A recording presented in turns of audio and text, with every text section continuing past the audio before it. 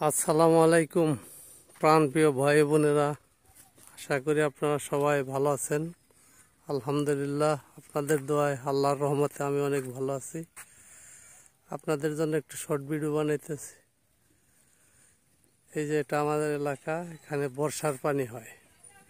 আষাঢ় মাসে পানি আসে, কার্তিক মাসে চলে যায়, কিন্তু এবার হচ্ছে ভিন্নতা। ভাদ্র মাসের শেষের দিকে প্রায় সব পানি চলে যাচ্ছে। এখনো মোটামুটি আছে পানি কিছুটা। এই যে বিল আমাদের বাড়ির পূর্ব পাশে দেখা যাচ্ছে, পানি যে হারে শুকিয়ে যাচ্ছে মনে হয় 5-7 দিনে সব পানি শুকিয়ে যাবে। সরষা বুনতে হলে আবার পরবর্তীতে স্কিমের মাধ্যমে, সেচের মাধ্যমে সরষা বুনতে হবে।